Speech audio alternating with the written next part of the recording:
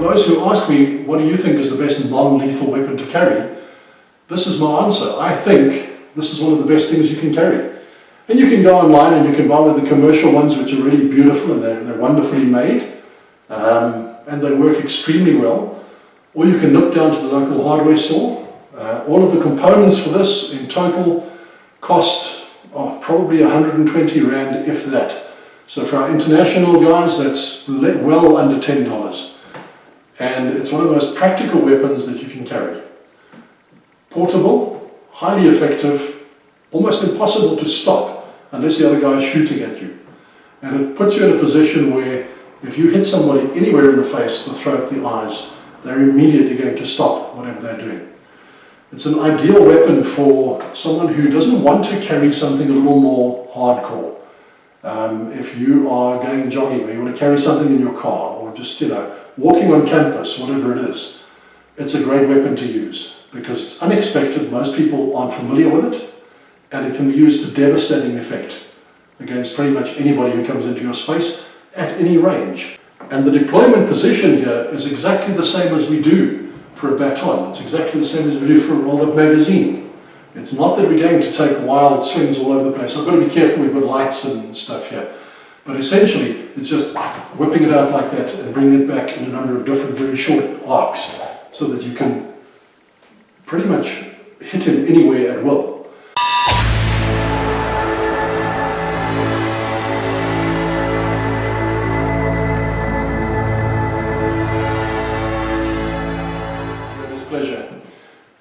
We're going to be spending a bit of time tonight.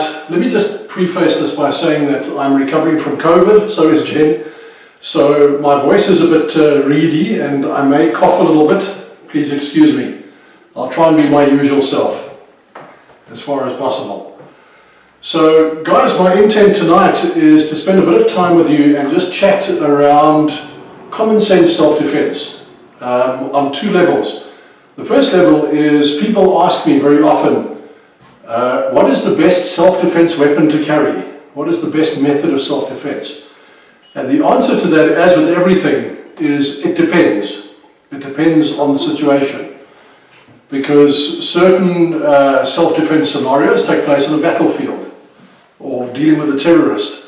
Other self-defense scenarios take place in a public space where you may just have someone harassing you, possibly mugging you. It's not a life-threatening situation.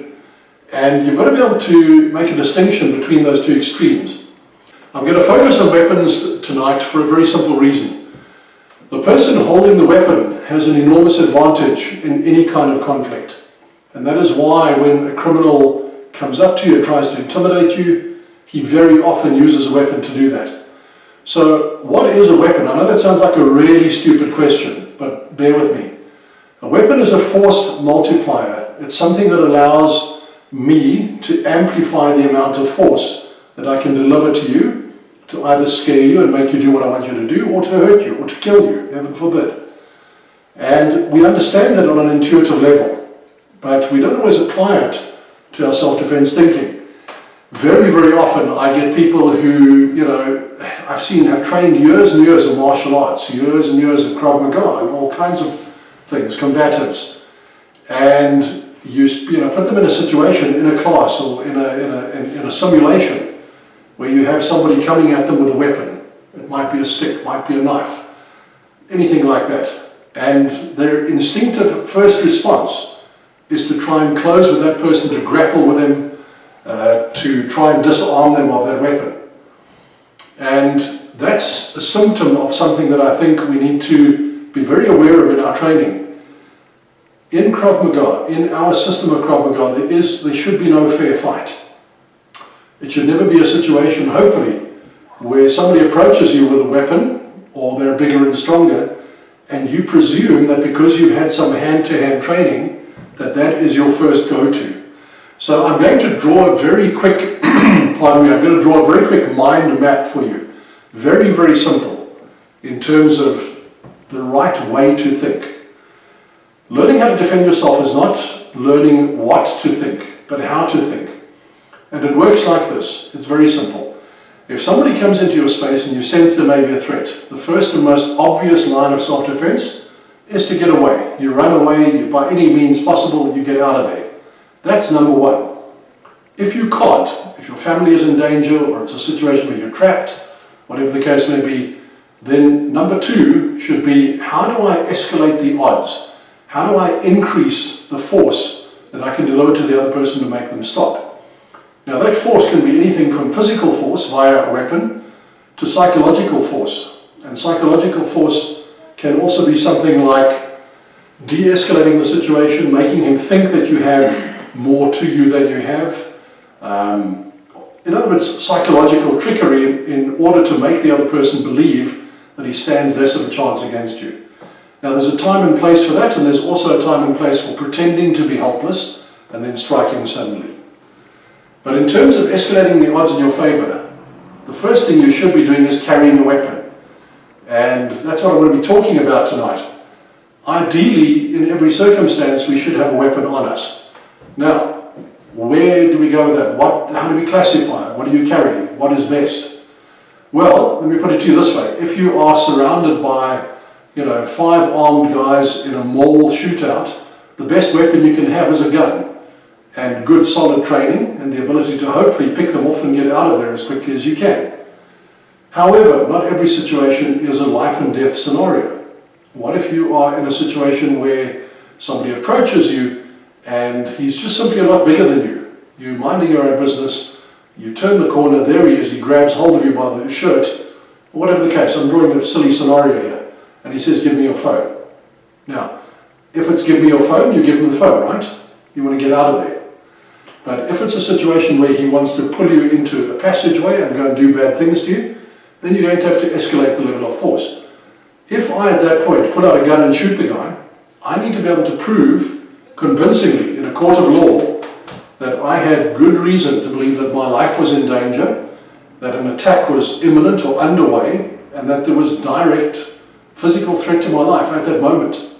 And if I can't do that, then I'm going to be facing a charge of murder and could very likely go to jail for defending myself. So you see, there are extremes either way, and we need to be able to cater for those. The other consideration is this: I may be in a situation or a place where I can't necessarily carry a firearm. Now I know all the concealed carry guys out there are foaming at the mouth and going, try and stop me, but the truth is you can't go through an airport carrying a firearm. The truth is that there are certain places where it's very difficult to enter carrying a firearm, carrying a bladed weapon, or anything that is recognized as an orthodox weapon. And that's where improvised weapons and weapons of opportunity come into play. So what is the difference between those two things? An improvised weapon, very simply, is a weapon that you design, that you build, that you carry on you. It's not technically a weapon. It can be used for something else, but it can equally be used as a weapon. Simple examples, things like a tactical pen.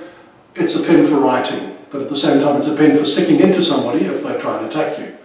So that is an improvised weapon. A weapon of opportunity is something that you seize upon in a situation where you don't have a weapon on you, where you've perhaps been, 100 different scenarios. You stepped out of the shower, that you're not wearing anything, you're not carrying anything, and you have to look around you. What have you got? You are on an airplane where you're not carrying a weapon with you, although you should, and you need to look around and see what you can use in the event of a crisis. You may be in a situation, heaven forbid, where there's been a home invasion, you've been tied up, put into the broom closet or the bathroom or whatever it is, and you've now got to look around and make a plan. You may be in a situation where you're busy defending yourself. You've pulled your firearm on somebody, and he manages to close with you, and he grabs your gun, you fire a shot, you miss him, and now you have a weapon that is inoperable until you can render it operable again. And in situations like that, where your weapon either malfunctions, the weapon gets knocked out of your hand, the other person suddenly gains the upper hand, at that point we need to switch from thinking about what do I have to what can I get. And all the old cliches, all the old tricks in the book, we all know them, we've seen the movies, we all want to be Jason Bourne. And those things can encompass anything from the classical, grab a handful of sand and throw it in his eyes, to grab a pen and stick it into him, whatever it may be. So how do we decide what to use in that moment? How do we decide what to use? The answer is we have to make a very quick distinction in terms of a few things. Number one is availability. What can I get? Number two is range. And number three is practicality. So generally speaking, you can divide or define improvised weapons or weapons of opportunity into three broad categories. The first category is, let's call it a projectile weapon. The most obvious projectile weapon is one of these, where you're simply holding it in your hand, you're pointing it at someone, you're pulling a trigger, and a piece of lead flies out at a high degree of speed and does a lot of damage. Not always practical. If you are in a situation where you're on an aircraft or in a building where you can't carry a firearm with you, then this is less than useless. Remember that the only weapon that matters is the one that you've got in your hand at that moment. And that makes a critical difference in terms of what you choose. Traditional weapons that are projectile weapons include things like bows and arrows, slingshots, catties, you name it. And their greatest benefit, of course, is range. If somebody is running at you with a bladed weapon and you can shoot them while they're still a decent distance away, you've nullified the threat, you've neutralized the attacker. The disadvantage of projectile weapons, of course, is also range. Because if I turn the corner and somebody suddenly jumps on me, or three guys jump on me, then unless I can access my firearm, get it out very quickly and know what to do with it, and have some decent training in CQB, there's every chance that I'm not going to be able to deploy the weapon effectively or in time. And even more so with other projectile weapons. None of us, I don't think we walk around carrying bows and arrows with us and things like that. But projectile weapons can also take other forms. Notably, things like pepper spray, non-lethal in most cases. So, I'll talk about pepper spray, I'll talk about tasers, I'll talk about other options as well. And what I want to focus on tonight are relatively less lethal options. For a very, very simple reason. The majority of the self-defense situations that I find our students face are not life and death home invasions. Yes, they do happen. And yes, we have had students who have responded resoundingly well and gotten out of them and won. But the majority of situations out there they're threats where somebody is in your space, it's a mugging, it's maybe a road rage incident, very, very common. It's an argument that's gotten out of control. Right now we're living in a world that is highly pressurized. People lose their rag over everything. Arguments break out in an instant. And the last thing you want to do is find yourself in a situation where you're having an argument with somebody on the road and you pull a gun and shoot him, or he pulls a gun and shoots you, because that's completely unnecessary. In fact, the argument shouldn't happen in the first place, but we're human. So in terms of the way you learn to move and work in EDA Krav Maga, we try and tie everything together. We try and have a golden thread that runs through everything we do. What do I mean by that? I mean the way we stand, the way we use our hands and feet, our body movement, and repeating certain movements over and over again so that they become familiar and they can be transposed or used in all sorts of different contexts. I'll give you a very, very simple example. Some of the first things you learn when you join us are standing properly. We call it the T-Rex, where you're essentially putting one foot in front of the other, you're shrugging your shoulders up slightly, weight is evenly balanced 60-40, your hands are up here, and this is the position from which you're ready to now either parry, strike, whatever it is you're going to do. And as a beginner, you primarily learn 2 or 3 things. You learn how to throw your hand out and strike somebody in the face or the eyes. You learn how to use the blade of the hand. You learn how to use an open hand for slapping, grabbing, ripping, cupping, all sorts of things. Because those are very basic tools. You also learn how to use a closed fist. So you'll see that you sometimes, in your training, will do things like hammer fist training, where you're doing those kinds of movements across the body, striking in, pushing away, striking again. And we deliberately train those movements over and over again as not just beginner stuff, but foundation for every single thing we do. So those foundation movements, guys, are very, very important because they come back to a couple of core principles. And the core principles are we always focus everything directly in front of us as far as possible. We don't take wild swings all over the place. So when we're striking with an open hand, we're closing up the body, we're folding the body, we're channeling all the energy and all the momentum forward like that in order to strike, however we're going to do it. Same thing with the hammer fist. Now, why is that important? It's important because I can transpose that skill to different weapons. As I mentioned earlier, if I'm using a firearm for argument's sake, then I'm not going to train doing hammer fists in a certain way and putting my hands in front of my body in a certain way and then completely change that and try and use a firearm like that. That makes no sense at all. It makes sense that if I'm used to triangulating everything in front of my body, then I can hold the firearm, I can punch it out the same way, and I can use the same body structure in terms of directing the weapon toward my adversary from there. The same thing applies to a bladed weapon. If I'm using something like a knife, and you can exchange the word knife with pen or fork or screwdriver or nail file or pretty much anything that you can pick up and stick into somebody. And we use that same body movement. So from our home position, center of the body, you'll notice this is where we start out when we use a firearm. We learn how to center axis relock the firearm, work from there, bring it back. We learn using a knife to work from here, doing short movements that reflect and mimic the empty hand movements we do. It means that we don't need to relearn different skills and different ways of moving. It makes it very, very simple. And the same applies to pretty much any weapon you can think of. So, I'll give you guys a couple of examples.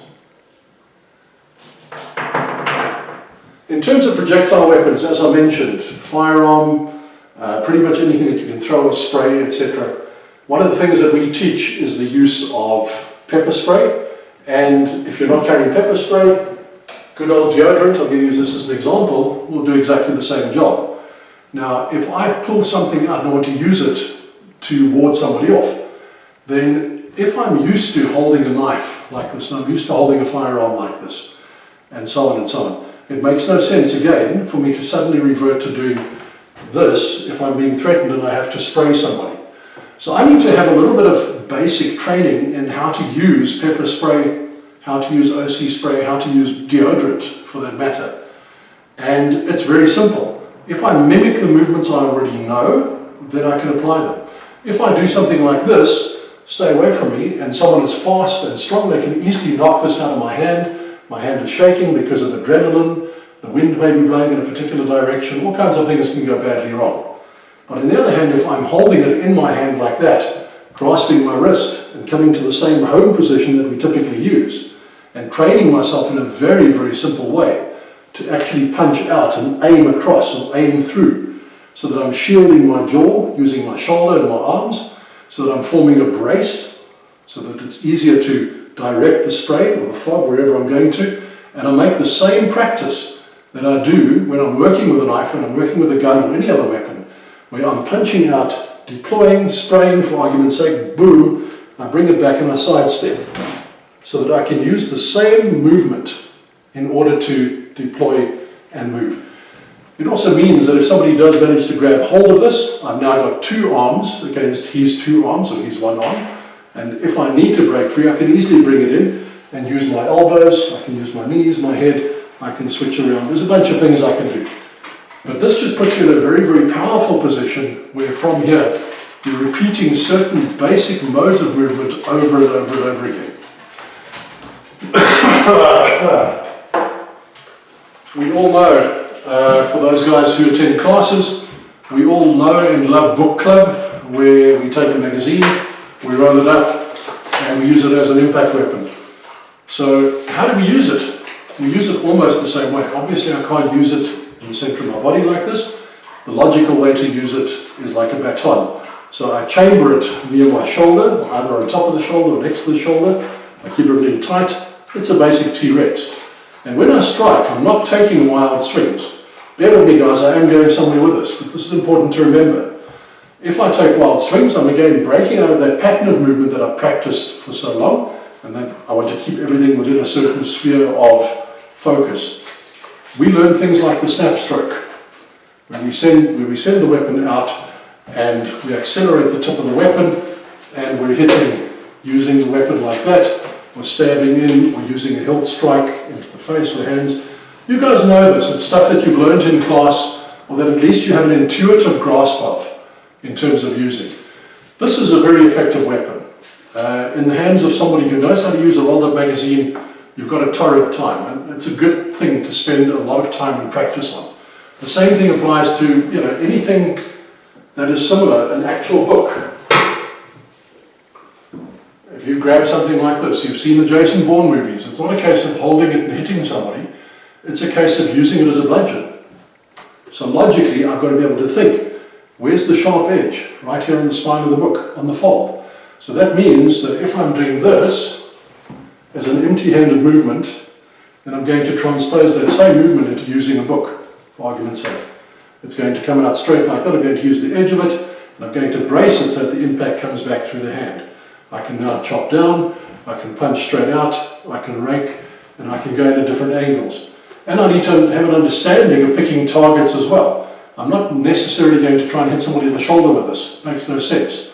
I would need to aim for the eye, aim for the throat, side of the neck, base of the skull, possibly into the hands if the hands are in my space. Not terribly effective, but effective enough to buy me time to escalate the conflict in my favor. And again, guys, I'm going somewhere with this. What are the disadvantages of impact weapons like this? The biggest disadvantage is range. It means that I need to be pretty much face to face. I need to be right here, chest to chest with a guy in order for something like this to work. And in the same way that having greater range with a projectile weapon can be a disadvantage, having to get to very close range with somebody is also a disadvantage. And that applies, by the way, to anything like a knife, tactical pen, anything at all. If you think of a pen or a Cooperton, simplest weapon in the world, a little piece of stick or a Cokie pen that you're holding the same way and basically throwing out and using to strike. Wonderful at close range, but you're at close range. And if somebody is stronger, faster, etc., it's a bit of a it can be a disadvantage. Same thing with conventional weapons like brass knuckles, this kind of thing, where yes, I use the same chopping motion, the same punching out motion, all of those things, and this can be improvised, but it puts me in a position where I need to be face to face. It needs to be a brawl right here in my space. And that's not always ideal. You can interchange this, by the way, with an improvised weapon. So you could be rolling up a newspaper and wrapping it around your knuckles. You could be rolling up a towel and wrapping it around your knuckles. And anything that braces your hand or gives you more rigidity or more solidity, more density in your striking surface is something that enables you to gain the upper hand. We've got weapons that give us the advantage of distance. In other words, projectile weapons. We have weapons that can be used up close, and those include bludgeoning weapons, where we're just hitting the guy with something, and they also include weapons that you are stabbing into somebody or cutting them with. And you can use your imagination. I'm not going into a long spiel about that. It could be anything from a broken plate to a credit card to anything that you can get in your hands that you can slice with to some degree, you can use in the same way. So, what is the best weapon? What's the best thing to seek out? I want to answer that on two levels. And I'm almost done, guys. I'm keeping this very short and very simple. It's to provoke thought and to get you thinking a certain way. We can create improvised weapons that are interesting and unique. They can be anything from, let's have a look, if you want to mess around with the metalwork and you take a piece of stainless steel like that and you cut it, you can turn it into a very handy weapon that you can use at close range, access quickly, use in a number of surprisingly different ways. But not everybody wants to carry one of these things or something similar to it, although you may. And again, the disadvantage is that I need to be tooth and claw, face to face with somebody for something like this to work. So, what do weapons do? A number of things. First of all, they focus the force either in a smaller area or they increase the weight or the mass of the striking area. That means that I can hit somebody harder with an impact weapon than I can with my fist. If I can't do that, then it's not a good impact weapon. Does that make sense? The The second thing is it concentrates force into a small area. So, hence, something like a poking, gouging, stabbing weapon. What I'm doing there is I'm focusing that force into a very small area that allows me to pierce through his defenses, through a jacket, through a hand, through his skin, etc. It's obvious, but it's also not obvious. And by the way, guys, improvised weapons come in all shapes and sizes. Simple cell phone. If you're up close and you have no other choice, pull it out, put it into his throat and hit it like you're hitting a nail with a hammer. Or put it into the bridge of the nose or into the eye. So let's assume that I'm carrying something like a baton or a stick and I'm defending myself. I'm swinging the stick at somebody and I may be lucky enough to hit him. What if I don't? What if I miss? What if he reaches out and reflexively grabs the stick? What if he shields himself? In testing, in playing, we've had numerous instances where, in classes, in, shall we call it pressure testing, we've had our guys hit each other really hard with sticks. And you know what? It's not that bad. You can take a hit from a stick. You can take a broken forearm and you can keep on going. So unless you're really good with a stick and really lucky, it may not necessarily be that one thing that stops the guy who's rushing you. And if he's rushing you with a knife or something like that, again, it can be problematic. So the disadvantage of a rigid weapon is that when I swing it, when I use it, as long as he puts something in the way, he can prevent it from hurting him or from hurting him critically. The disadvantage of something like a pepper spray or any kind of projectile weapon that is not a gun, obviously, is that if I deploy it, I could miss. He could dodge, the wind could blow across, or it may just not affect him that much. He may be so focused on getting to me that there's not enough sensory overload to stop him. Up close, I may be in a situation where I've got something like a kubotan or a handspike or a tactical pen and I'm hitting the guy with it. And it may cause damage, but he may not feel that much because of adrenaline. And he may be able to overpower me because of his strength.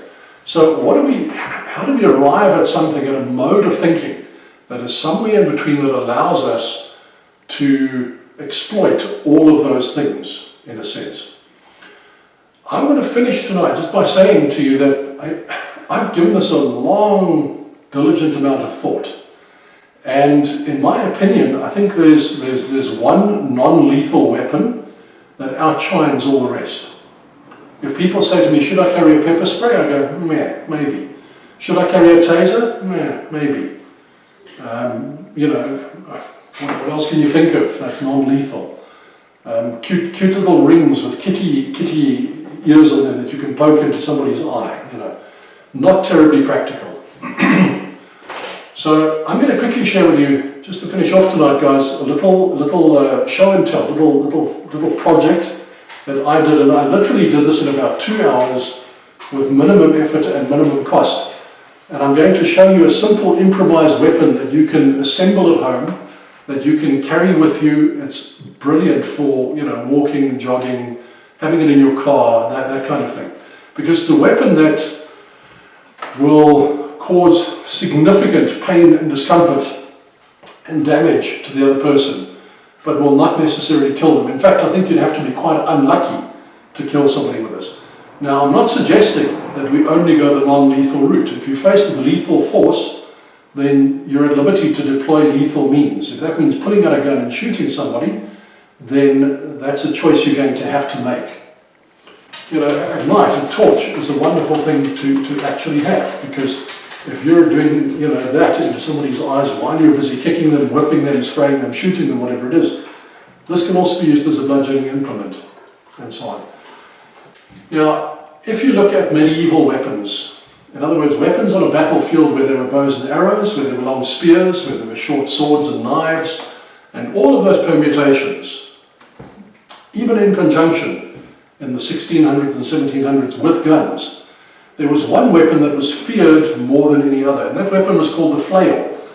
And the FLAIL is a very simple weapon. It has a handle, it has a chain, and it has a ball on the end of it, or it has spikes. In essence, it's a foldable or flexible weapon that you can hit really hard with. It works well because when you swing it, the end of your hand, I'll give you guys a simple example. Just one second. If I'm holding something like this, and here's a simple modern example of a FLAIL. It's essentially a chain with a padlock on the end of it. And you'll see this used very often in, it's like in conjunction with football hooliganism and that kind of thing. But let me tell you, this is a formidable weapon. If you swing a flail, if you swing any weapon, the tip of your hand, the end of your hand can only travel at a certain maximum speed. There's no way you can speed it up. The only way you can speed it up is by extending it. By extending it, you have a point that now travels faster than your hand travels. And by traveling faster, it incurs or brings about more force on impact. It also means that it's very, very hard to stop. If I'm using a stick, the stick can be stopped. But if I'm using something like a flail and flailing across, it means that even if somebody puts their hand up, it's going to whip around and hit the hand, hit the face, hit the head. And if I've trained a little bit with something like a flail, I can get around somebody's defenses and do it very, very easily in a number of different directions. Whether it's classical overhand strikes to the neck, the face, the hands, or whether it's switching from an overhand strike to an underhand whip and going for the groin, going for the knees, etc. It's a horrible weapon to have to defend against, and it's a brilliant weapon to use. Now, having said that, we don't all walk around carrying a medieval mace with us. You can. Nor do most of us walk around carrying a chain with a padlock on it. If you want to be that guy, then by all means, carry a chain with a padlock on it. But understand that, again, this can be extremely damaging and in fact lethal. It's very easy to kill somebody with this if you hit them in the temple, side of the neck, that kind of thing. So I want to suggest, just as a little hobby project, if you feel like doing this, that you try your hand at making something that I feel is very, very effective. And I went to the hardware, I picked up a few things, and very, very simply, they consisted of a short piece of galvanized piping.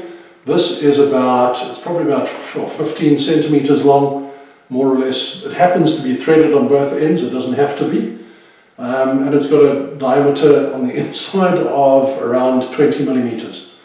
I then picked up a flange, a little valve, which fits inside this, and these are easy enough to actually just get at the hardware, try them out, fit them together, and see that they fit in and slide into each other. So you can see that this now starts looking like a little oxygen tank or something like that. But again, I'm going somewhere with this. The other thing that I brought along with it were a couple of small nuts like this, and a piece of steel cable coated in plastic. Very, very tough, very resilient, very whippy. And of course there's the key word, whippy. And what I did was, I'm going to show you the finished product, but what I did was I took the end of the cable, I cut it slightly, splayed it out, and I took some epoxy cement. So if you get yourself some steel epoxy, here we go, steel quickset, steel putty, that kind of thing. It's very easy to shape and machine little bits at a time. So I took the end of the cable, I squashed it flat, I put a little ball of putty on it, and I just slid one of these straight down the back end of the cable. This will be on the video when I post it, so you'll be able to see it step by step being done, right up to the back end like that to act as a stopper.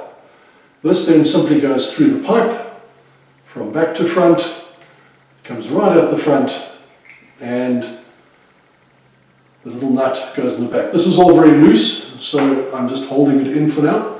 But essentially you're winding up with something that looks kind of like that. On top of that, I then took another nut, just put it in the front, zipped it all the way to the back, and epoxied everything in, from front to back, like that. It looks very primitive, and that's because it is. I then took a nut, put it in the back, and epoxied that as well. Now you can add to the weight of this handle, which is relatively light, by filling it with anything. You could fill it with a bunch of steel offcut, you could put smaller nuts or bolts in there, it doesn't really matter, and just cement them in. But what you wind up with when you do this is something very, very efficient. And this is what the finished product looks like. It's something that is so simple to make. I'm just holding it up to the camera so that you guys can see what it looks like. This one is not entirely completed, it's still busy setting, so it needs to be sanded down and machined a little bit. It can also be sprayed. But essentially what I have here is a weapon that weighs, I'd say probably weighs about 600 to 800 grams, if that. So it's extremely light. I can fold it, I can carry it either in a pocket, I can carry it in a backpack, I can carry it in my, in my belt, pretty much anywhere. And it's something that you can withdraw and deploy very, very quickly. So what are the advantages of using something like this? And this, by the way, it's a fancy tactical whip. But essentially, it's just something that you can lash somebody with and that you can hit them with. It's very, very efficient, and I'll explain why.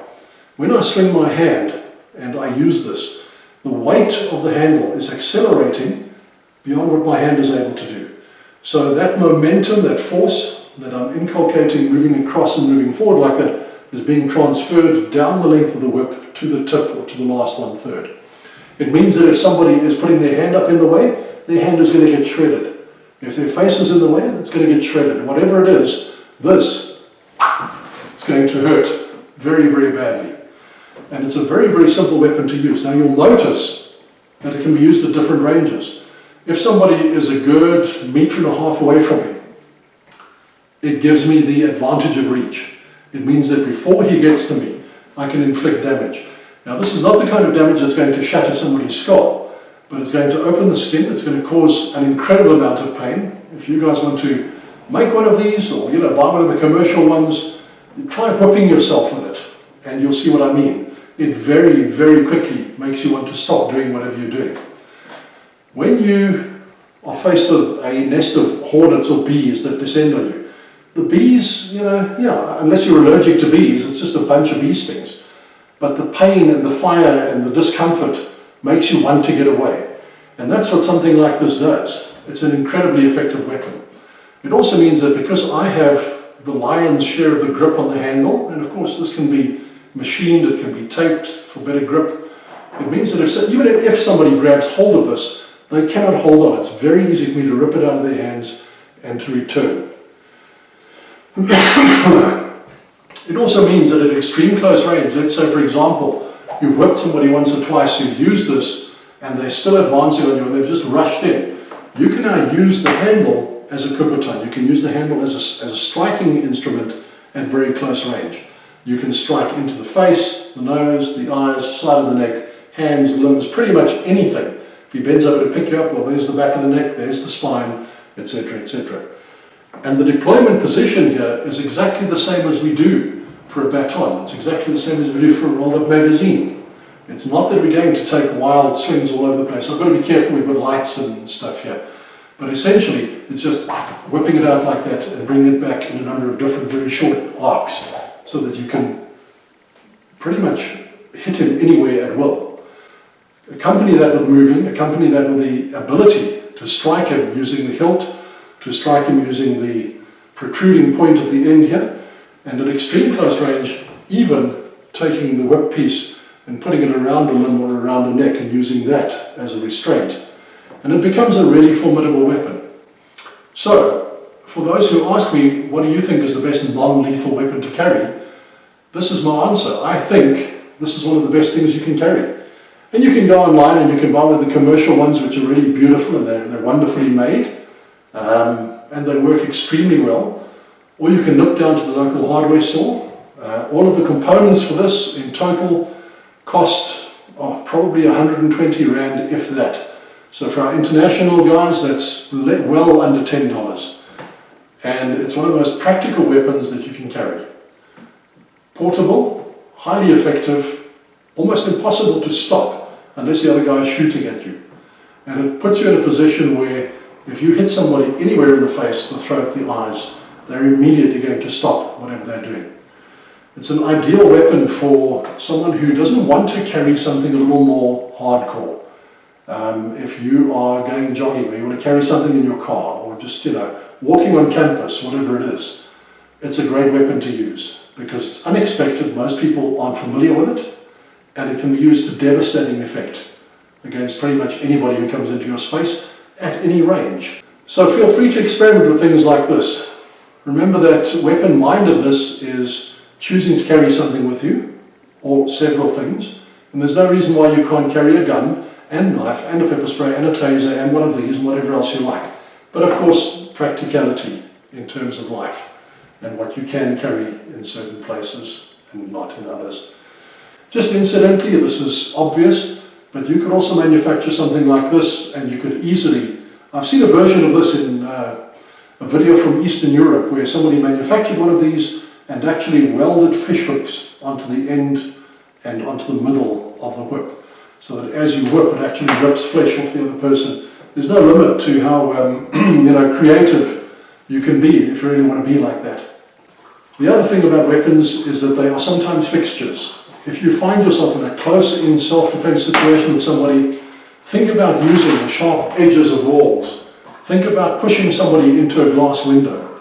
Think about slamming a door onto them. Think about pulling the curtains down over their head. Think about tripping them so that they fall onto something spiky or something hard or something uncomfortable. Those are the realities of defending yourself. So that requires a state of mind, and I just want to finish by saying this, it requires a state of mind that is creative. We need to be creative in our training. We need to be creative in terms of what we apply and what we choose to apply. And for the instructors who are watching as well, I encourage you guys, play these things in class. Set up scenarios where you leave weapons lying around and don't make them obvious. It's one thing to leave a gun or a knife on the floor to throw a weapon into the mix, but it's quite another thing to blow the whistle and say, right, find a weapon. And then make the guys think and put all kinds of things in their path that they have to now think very quickly in terms of what to use. And for some of the guys who have been in my class for a little bit longer, you'll know that we've had sessions where we issue things like apples and socks and tea bags and all kinds of interesting things. And you get 30 seconds to decide how to use that as a weapon. And without exception, those work really, really well because of the element of surprise and the element of creativity. It frees you up. It frees you up from being simply the guy who, in a self-defense situation, says, I know Krav Maga, I know how to hit people. We need to be more open-minded than that, and we need to be smart enough to also scale our response so that we remain on the right side of the law. Be open-minded, keep your wits about you, and in every single situation you're in, always think, what do I have, or what can I get that I can use either as an impact weapon, a projectile weapon, or a bladed weapon. And if possible, carry something that fits all of those bills together. Okay guys, that's us for tonight. Thank you very much. Have yourselves a lovely evening. Be safe. Remember that we are in the middle of a pandemic, so when you do go out, please mask up, wash hands, maintain social distance. COVID is not a joke. Okay, thank you guys. Love you lots and appreciate you joining me tonight.